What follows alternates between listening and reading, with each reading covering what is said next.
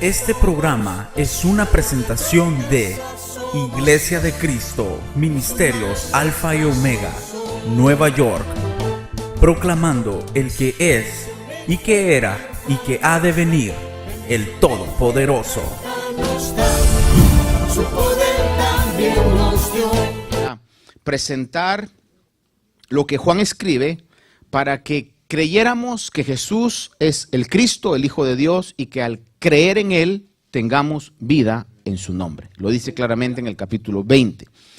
Capítulo 11 de Juan en su totalidad relata el milagro, bueno, no en su totalidad, sino que al inicio, pero en un buen tramo hasta el verso 41, 44, si no estoy mal yo, relata lo que es el milagro de la resurrección de Lázaro. Lázaro, hermano de María y Marta, aquella familia que estaba en una ciudad llamada Betania, que Jesús llegaba en algunas oportunidades, que tan a menudo no lo dice la Biblia, pero sí estaba, se relata en la palabra que llegaba a ese lugar a visitarlos. Quizá la mayoría de nosotros ya estamos familiarizados con el relato, por cuestión del tiempo, y que estoy seguro que muchos ya sabemos el relato. No voy a ir a leerlo una vez más. Sin embargo, quiero que usted vaya conmigo a ver en el versículo 9, dice del 9 al 13, quizá vamos a leer, para estar en el centro de lo que este maravilloso milagro nos da a entender. Dice, verso 9, 11:9 de Juan, dice, Jesús respondió, ¿no hay 12 horas en el día? Si alguno anda de día no tropieza porque ve la luz de este mundo. Pero si alguno anda de noche tropieza porque la luz no está en él. Dijo esto y después de esto añadió, nuestro amigo Lázaro se ha dormido, pero voy a despertarlo. Los discípulos entonces le dijeron, Señor, si se ha dormido, se recuperará. Pero Jesús había hablado de la muerte de Lázaro, mas ellos creyeron que hablaba literalmente del sueño. Entonces Jesús, por eso les dijo claramente, Lázaro ha muerto. Ahora, por un momento vaya conmigo usted a lo que ya sabemos acerca de este maravilloso milagro. Es el milagro, es uno de los 7 milagros que se relatan en el Evangelio de Juan. El entorno de cómo se da esto, si usted mira conmigo el versículo 40 del capítulo 10, dice que el Señor se fue de nuevo al otro lado del Jordán, a donde primero había estado bautizando Juan, y se quedó allí. Está en esa región de lo que se conoce como Transjordania.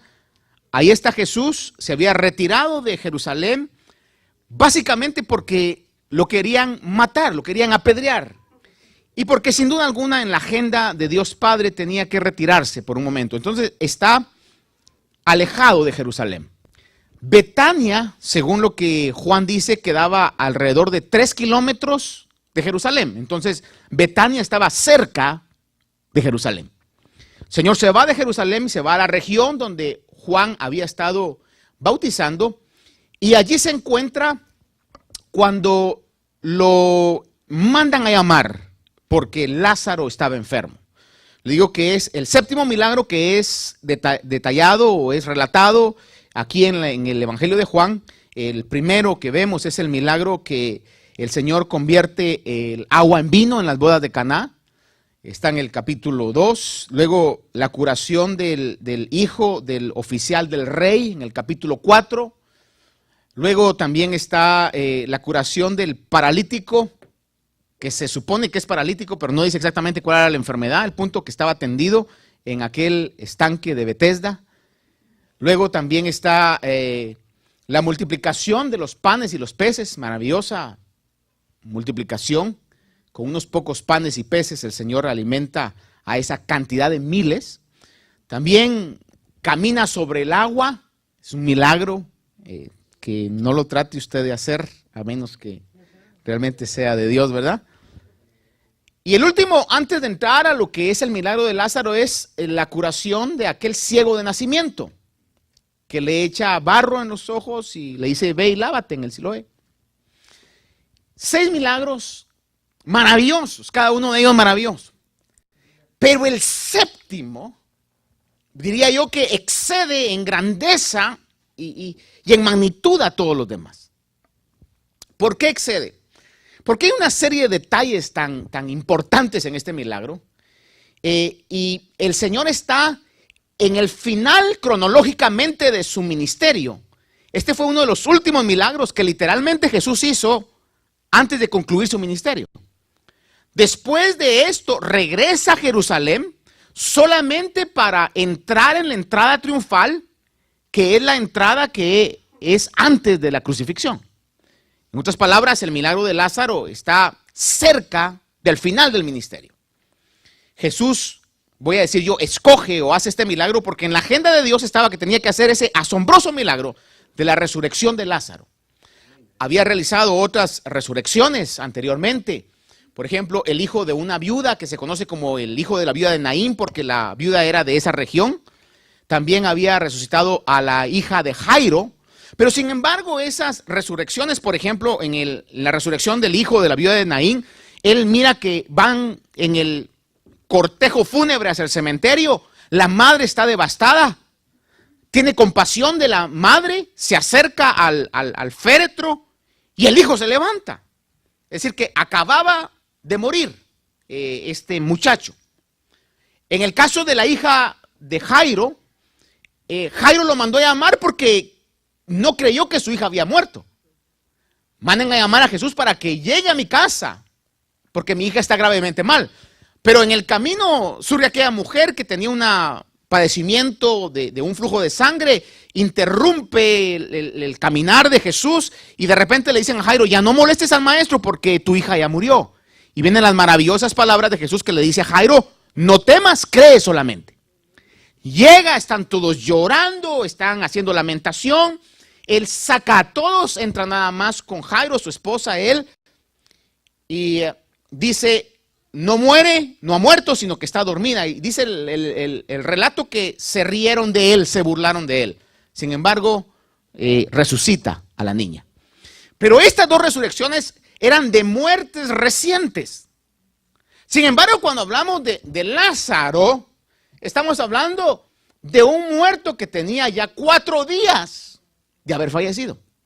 Y como le he compartido en algunas otras oportunidades, los judíos tenían la creencia de que cuando uno muere, el espíritu o el alma de uno queda alrededor del cuerpo por 3 días.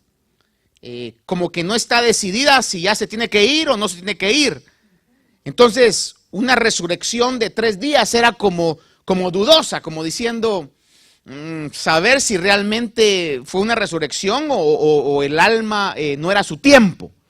Por eso el Señor llegó en este maravilloso milagro a resucitar a Lázaro después de 4 días. No fue en el tercero, fue en el 4.º día que lo llega a resucitar. Entonces, Lázaro tenía 4 días y no sé hasta qué punto sea bueno, pero por favor vaya conmigo a recordar si alguna vez usted ha olido a un muerto. No necesariamente un ser humano, pero el cadáver de un gato, perro, vaca, lo que sea, es realmente terrible. Es decir, el proceso de descomposición, hermano, de un cuerpo, según la ciencia, al dejar la sangre de funcionar, lo primero que comienza a pasar es que se comienza a perder la temperatura, comienza a perderse la movilidad, se pone uno tieso, pero eso es momentáneo porque al pasar ya ciertas horas comienza a generarse toda la bacteria y el cuerpo se ablanda otra vez. Pero ya no se ablanda por músculos, sino se ablanda porque las bacterias se están multiplicando y es una escena de horror, realmente. Sé que amamos nuestro cuerpo, pero si el Señor no ha venido, ese es nuestro destino terrenal.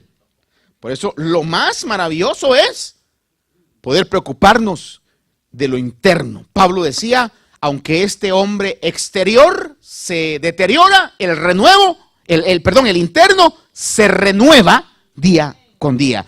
Y gocémonos en la esperanza que tenemos un edificio no hecho por manos de hombres, hermano, que Dios ha preparado para cada uno de nosotros.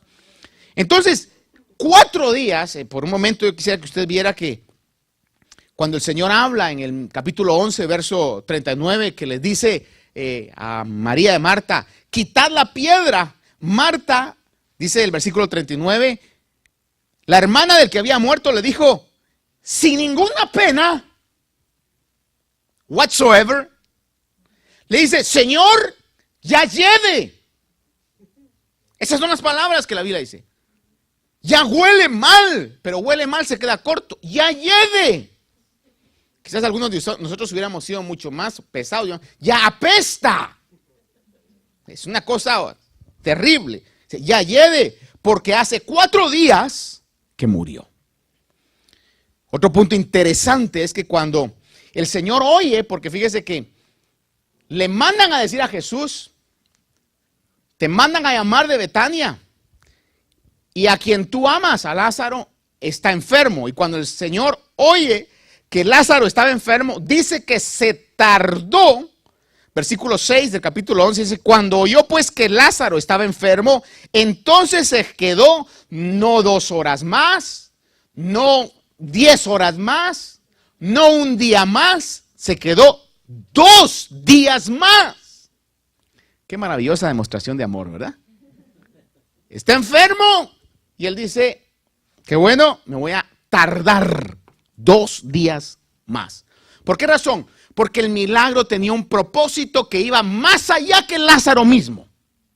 Más allá que María, que Marta y Lázaro. Era un milagro que estaba en la agenda de Dios, que tenía que esperar 4 días para que no quedara ni la menor duda en el ministerio del Señor Jesús, que Él era el Mesías. Por eso Juan dice, escribe estas cosas para que creáis que Él es el Hijo de Dios y para que al creer tengáis vida en su nombre.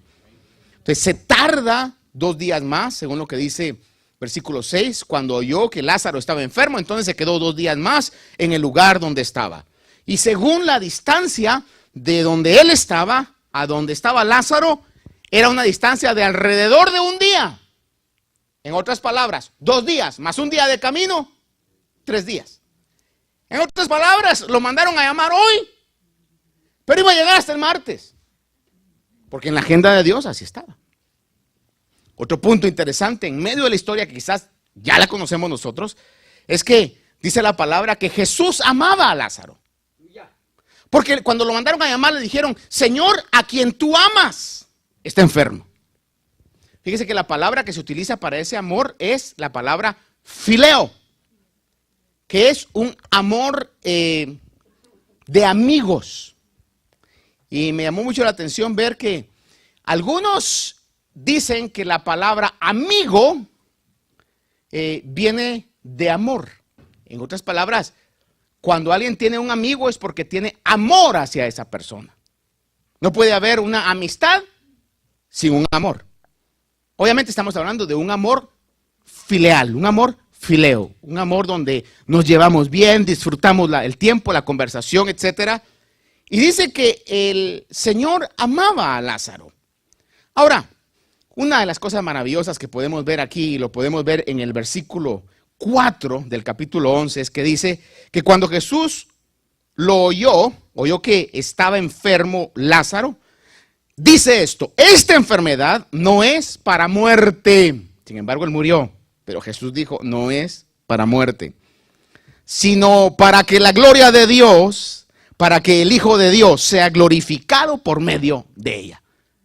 Entonces, ¿cuál era el propósito de la muerte de Lázaro? Ahí lo dice. Para que el Hijo de Dios, es decir, Jesús, fuera glorificado por medio de la muerte de Lázaro.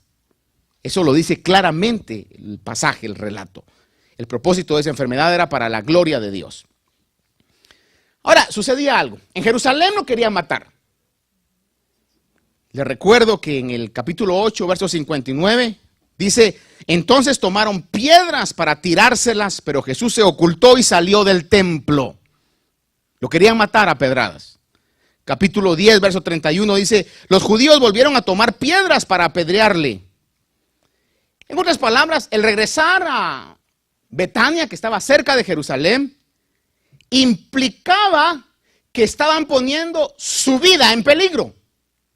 Por eso más adelante en el pasaje usted va a ver que Tomás dice, entonces vamos para que muramos juntamente con él.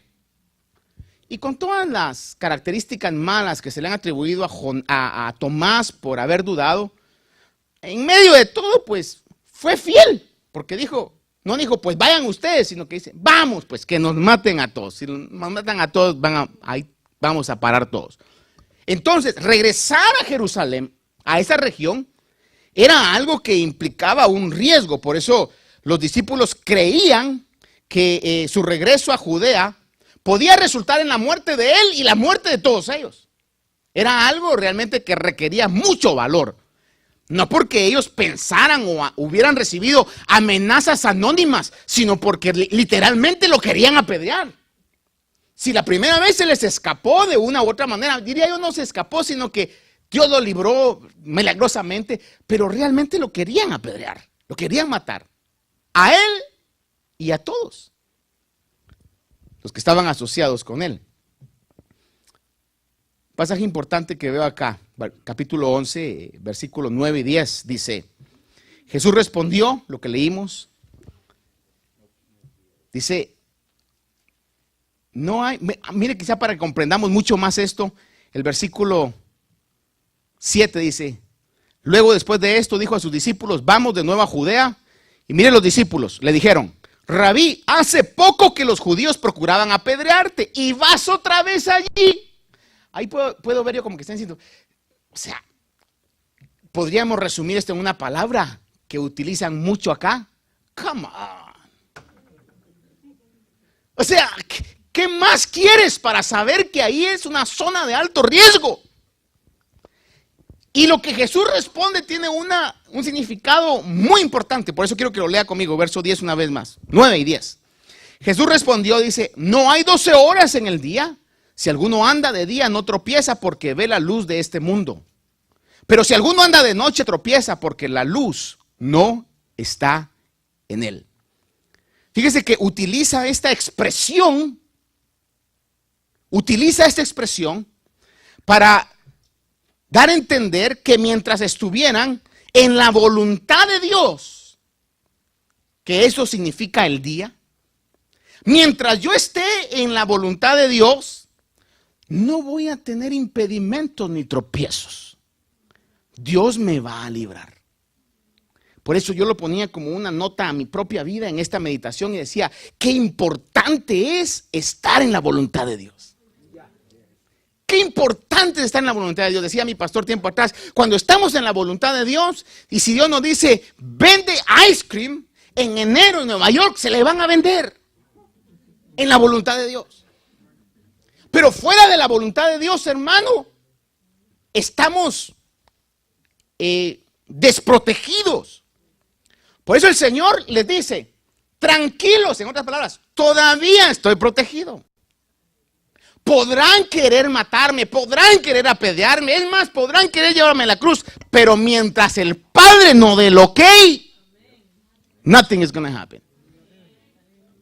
Por eso, hermano, mire, nuestra vida está en las manos de Dios. Yo lo sigo diciendo, nuestra vida está en las manos de Dios. Usted podrá estar pasando situaciones dificilísimas, pero Dios siempre le va a dar la fuerza, la fortaleza y milagrosamente, extraordinariamente lo va a sacar cuando estamos en la voluntad de Dios. Dice el libro de Romanos capítulo 12, verso 1 y 2, dice, por tanto, os ruego por la misericordia de Dios que presentéis vuestros cuerpos en sacrificio vivo, santo, agradable a Dios, ese es vuestro culto racional. Dice, y no os adaptéis a este mundo, sino renovaos en el espíritu de vuestro entendimiento, para que verifiquéis cuál es la voluntad de Dios, lo que es bueno, agradable y perfecto. Si algo debe motivarnos a buscar a Dios, hermano, constantemente, le repito, si algo debe de motivar a todos nosotros, a usted y a mí, a buscar a Dios es, Señor, revélame tu voluntad. Revélame tu voluntad para este día, revélame tu voluntad para este mes, revélame tu voluntad para este año, revélame tu voluntad en mi vida. Porque al estar en la voluntad de Dios, Van a llegar los demonios, los perros, los dragones, hermanos, cerca de usted, pero no van a poder hacerle daño porque usted está en la perfecta voluntad de Dios. Pero saliéndonos de la voluntad de Dios, podrá tener todo el apoyo familiar, podrá tener todo el apoyo económico, podrá tener todo el apoyo social, pero fuera de la voluntad de Dios estamos desprotegidos. No hay lugar más seguro que estar en la voluntad de Dios. Pero el Señor les dice, tranquilos, todavía estoy en el día. Yo sé, en otras palabras, lo que estoy haciendo. No, tranquilos, no se preocupen, yo ya vi lo que va a pasar. Y lo que va a pasar va a ser algo maravilloso. Porque el mismo Señor les aclara. Y tiene un juego de palabras, porque le dicen, tranquilo, Lázaro duerme. Y ellos, obviamente por el temor que tenían de volver a Jerusalén, le dicen, pues Señor, si está dormido, ¡camá que se despierte! Pero les estaba hablando en sentido figurado. Y les tiene que aclarar y decir, no, está muerto. Ni el mensajero, estoy seguro, que ni el mensajero que había llegado sabía que había muerto. Pero ya él sabía, por el don del conocimiento previo que operaba en Jesús. Cuando en la expresión dice el Señor, nuestro amigo Lázaro se ha dormido, es un antecedente, hermanos amados, a la realidad de la muerte física de los cristianos. Estaba estudiando un poco acerca de cómo es que la sociedad va cambiando. Y hoy, por ejemplo, cuando nosotros vamos a asistir a un funeral, cuando uno va a ver al difunto, al muerto, al que ha fallecido, usted va a ver que hacen los, ¿cómo le llaman? Los morticians, ¿verdad? Los, no sé cómo se llamará ahí. No, los que preparan, ¿verdad? Hacen muy buen trabajo, son artistas esos señores. ¿Verdad? Ellos, hermano, lo ponen y cuando uno mira al muerto a veces no parece tan muerto. Sí, tampoco parece vivo, pero hacen un trabajo ahí, ¿verdad? Le ponen color y todo, y sus manos, en traje, etcétera. Ahí está. Y estamos a veces desapegados de la realidad de la muerte. Sin embargo, en aquellos tiempos, hermano, se vivía un poco más la realidad de la muerte. Por ejemplo, hoy en día es raro, no voy a decir que no pase, pero es raro que las personas mueran en casa.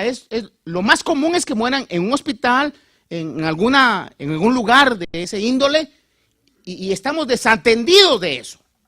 Pero en aquel tiempo se vivía tanto el nacimiento como la muerte de una manera real. No sé cuántos de aquí quisiera preguntar, y si no se siente usted en la libertad de decirlo, pues no lo diga, ¿verdad? Pero ¿cuántos de aquí nacieron en casa? Quisiera ver, ¿alguien nació en casa? ¿Nació en casa? Algunos nacieron en casa. ¿Cuántos de aquí nacimos en un hospital? Levanten la mano. Fíjense que la mayoría nacimos en un hospital. Pero en tiempo atrás, ¿cuál hospital? Era casa. ¿Cuál doctor? Era Doña Tencha. Llamen a Doña Tencha, ¿verdad? Ahí está, porque sabe lo que una comadrona, ¿verdad? Que sabía eso. Y entonces la gente estaba más familiarizada con la realidad de la vida, pero también con la realidad de la muerte. Pero es que Marta le dice, Señor, ya lleve. Son 4 días. Una expresión ahí porque el Señor habla y dice, Lázaro se ha dormido. Y ese era un antecedente a la realidad que los cristianos, aunque muramos físicamente, la Biblia claramente dice que no hemos muerto, sino dormimos. Dice el libro de 1 Corintios 11:30, por esta razón hay muchos débiles y enfermos entre vosotros, y muchos duermen, cuando habla de participar de la cena del Señor indignamente, con pecados, ingratitud. Dice, muchos duermen. No está hablando de que se duermen en el culto, sino que se mueren físicamente. Eso está hablando. 1 Corintios 15:51 dice el apóstol Pablo, he aquí os digo un misterio. Mire las palabras que utiliza. He aquí os digo un misterio. No todos dormiremos, pero todos seremos transformados. ¿Qué está diciendo? No todos dormiremos, no todos vamos a morir, pero todos seremos transformados. Por eso, si usted ha perdido un familiar recientemente o ni tan reciente, quizá tenga la convicción, la seguridad, que no ha muerto, está durmiendo, esperando la voz de Dios, la voz de Jesús, que así como le dijo a Lázaro, ven fuera, así va a decir en un momento determinado la palabra que tenga que decir. Y la Biblia dice, los muertos en Cristo resucitarán primero. La esperanza maravillosa que la Biblia nos dice, parece increíble, pero este libro está lleno de cosas increíbles, hermano. El hecho de que usted esté cambiado, con nueva expectativa, esperando ser arrebatado, cantando Camino al cielo yo voy, eso es increíble para muchos, hermano. Hay gente que cuando llega con sus antiguas amistades dicen, verte como te veo hoy es increíble. Y usted diga, you better believe it. I'm an incredible person. No diga Incredible Hulk, ¿verdad? Aunque se parezca, ¿verdad? Pero diga, I'm an incredible person. Primera Tesalonicenses 4:13 dice, pero no queremos, hermanos, que ignoréis acerca de los que duermen. Una vez más, ¿qué está hablando? De la muerte.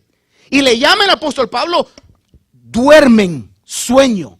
No quiero que ignoréis acerca de los que duermen, para que no os entristezcáis como lo hacen los demás que no tienen esperanza. Obviamente, si alguien se fue sin Cristo, hermano, es totalmente distinta la historia. Pero si alguien se fue con Cristo, no muere, simplemente está durmiendo, esperando ese glorioso día. Algo maravilloso que vemos en el relato es que dice que Jesús se alegró de la muerte de Lázaro, porque serviría también para que los discípulos fortalecieran su fe. Fíjese que cuando le dicen eso, el Señor se alegra. Y era por el simple hecho de que este milagro iba a servir para que la fe de los discípulos se arraigara una vez más fuerte. Hermano, yo sé que ninguno de nosotros queremos pasar situaciones difíciles. Hablaba con hermanos esta semana que están pasando situaciones difíciles. Hermano Orlin, que lo operaron de una situación. Sus hermanos, le decía yo, Dios sabe lo que está haciendo. Dios sabe por qué permite las cosas. Dios sabe por qué a veces permite que entremos en situaciones, hermano. Pero si confiamos en Dios, si creemos en Dios, si esperamos en Él, vamos a ver cosas maravillosas. Entonces se alegra el Señor. Fíjese que el apóstol Juan recalca que pasó el cuarto día, porque fíjese que los judíos no embalsamaban a sus muertos. Los egipcios sí. Y el embalsamamiento, the embalming of the Egyptians, era que le sacaban todos los órganos. Es decir, dejaban casi solo el cascarón. Sacaban la sangre, los órganos, rellenaban saber de qué, y embalsamaban con un montón de, en mi pueblo dicen menjurjes, cosas ahí, que preservaban las momias hasta el día de hoy quizás. Pero los judíos no. Los judíos simplemente envolvían en un sudario, es decir, envolvían, y no así como momias, sino algo suelto, porque usted va a ver que Lázaro salió, pudo caminar estando envuelto. Si hubiera estado así como lo envolvían usted cuando estaba bebé. ¿Se recuerda? No se recuerda, ¿verdad? Nadie nos recuerda. Pero yo a veces me recuerdo cuando vi con mis sobrinos que mi mamá venía y los envolvía, hermano, así quedaba el muchachito así. Yo le decía, mamá, lo vas a asfixiar. Y decía, no, vas a ver que así se duermen. Y así se dormían, hermano. Es decir, así no envolvían los judíos, sino que dejaban suelto y echaban especies para contrarrestar un poco the stench, la pestilencia del muerto. Por eso, cuando recalca que eran 4 días, era porque ya la situación estaba bastante seria en cuestión del olor. El cuerpo ya estaba en descomposición. Quizá ya se podían haber visto algunos gusanos allí. Y entonces, cuando el Señor llega en el 4.º día, sale el encuentro Marta.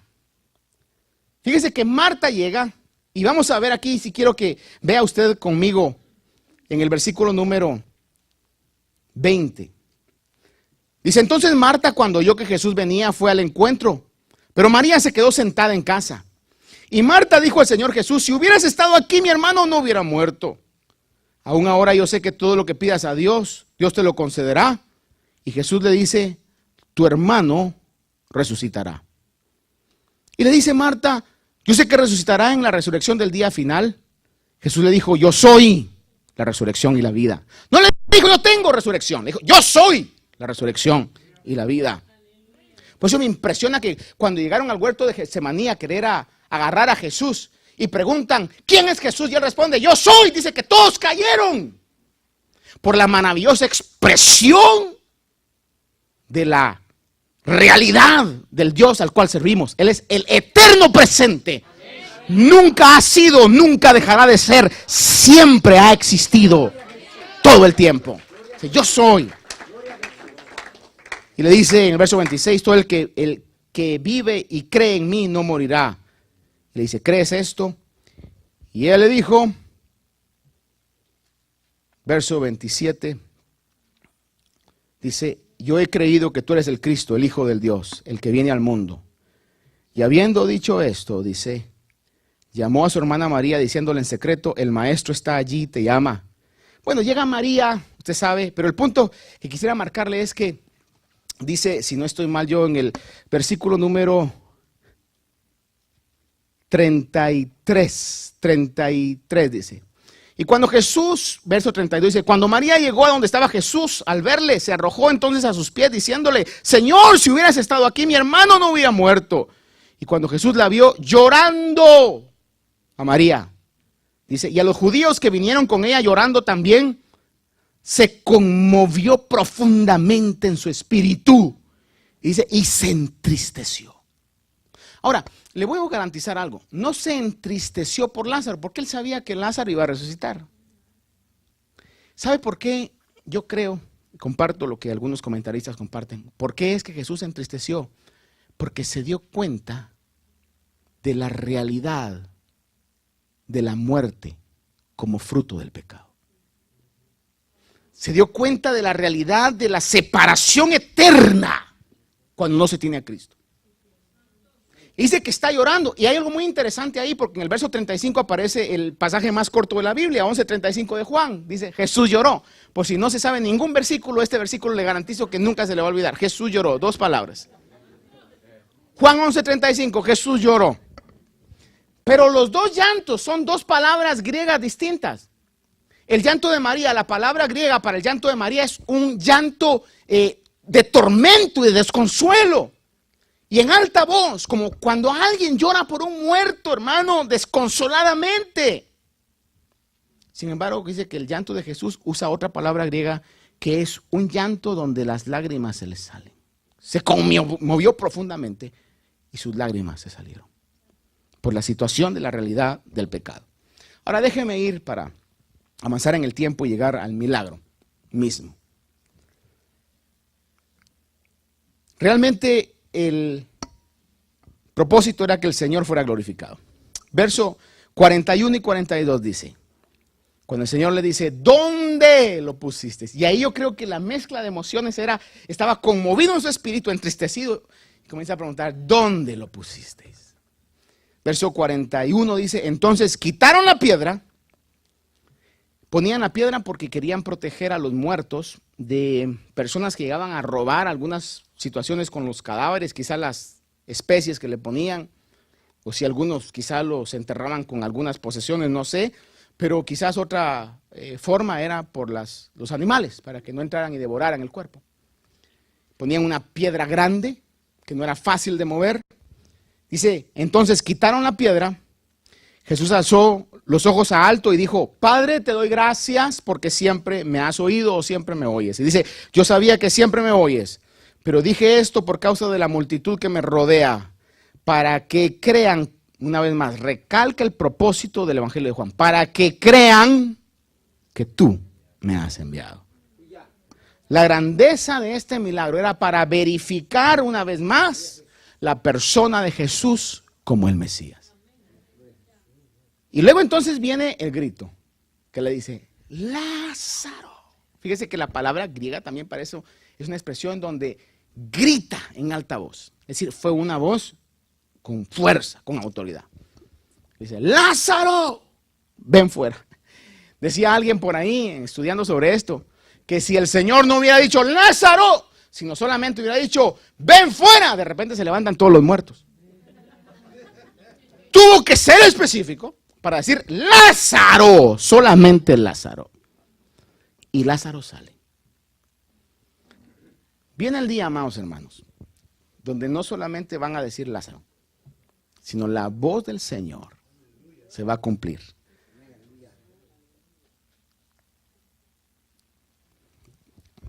Viene la hora, donde el versículo, donde en el Nuevo Testamento habla, dice, en verdad os digo que viene la hora. Capítulo 5, verso 25 de Juan.